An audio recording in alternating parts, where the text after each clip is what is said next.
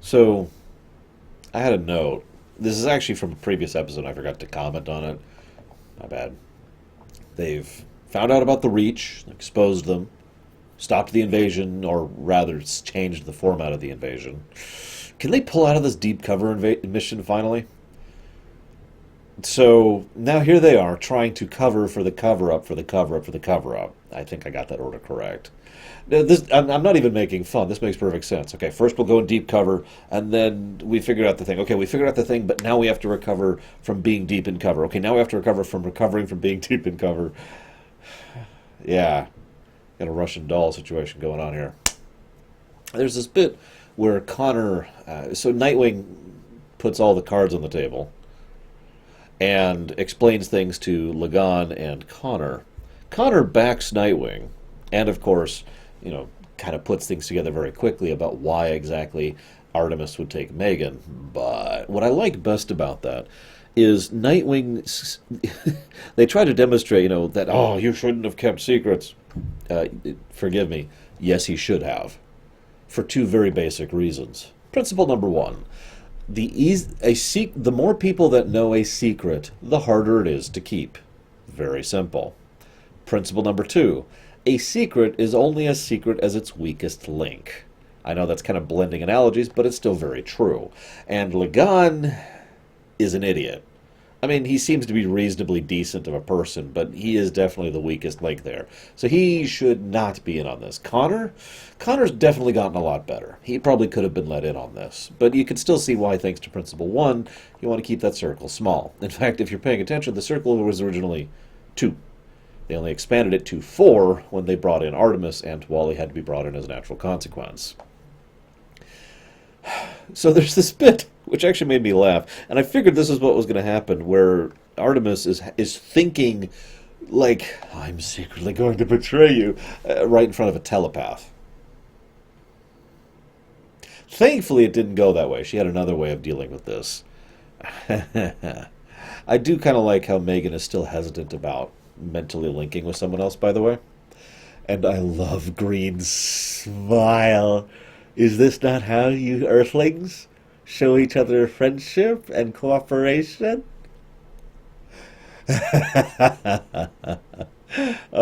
Terrifying. I do wonder if in Martian society, like bad mental links or accidental mental invasion or damage is kind of a part of Martian society and culture, and if that's kind of a thing there.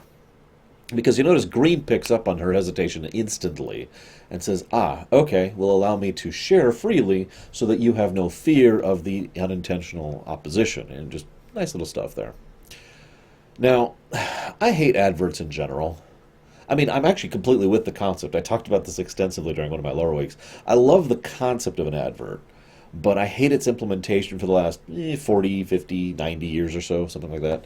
And, well, the ad they showed for the Reach drink made me feel just a little bit queasy, and I'm not actually exaggerating there. It was really saccharine and horrible. Anyways, so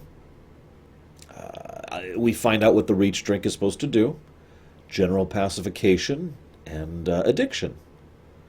That's also kind of horrifying. I told you, the food. You go after the food. The corn thing. Hello. So we see Deathstroke doing his thing. Is that Wentworth Miller, by the way? Sounded like him.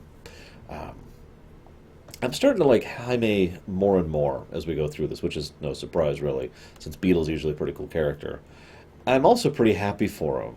However, I don't think it's going to be that simple. Either that or they just wanted to chop off that particular plot thread quickly and easily, which I kind of doubt. But then again, this is a shorter season, and, well, again, they weren't 100% sure Season 3 was even going to happen at this point, and let alone Season 4, so shrug. I guess we'll see where this goes, but I'm glad that at least for the moment he feels free from the Reach's influence through his beetle. So Megan reaches into Calder's mind.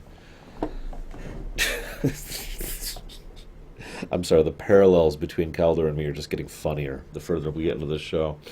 Ruined mind, devastation. Anyways, so we have the Matrix thing. Your mind makes it real. But what we also have is Megan gets her butt kicked out of guilt and nothing else. Just guilt, just straight up guilt. It takes Artemis, who has the superior mentality, basically, to really be able to be like, no, no, we need to do this. You want to feel guilty? And this, I love Artemis as a commentator. I really do. You want to feel guilty? Fine. Do something about it. Don't let yourself get killed for no reason. Don't mistake me. Once again, Megan is still kind of thinking black and white. I have been bad. I have done a bad thing. I am a bad guy. I deserve what happens to bad guys. So, yeah. Either way, moving forward.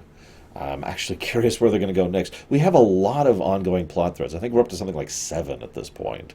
So I'm curious if they're going to start trying to resolve any. I mean, we're getting to the latter quarter of the season now. So I guess we'll find out next time.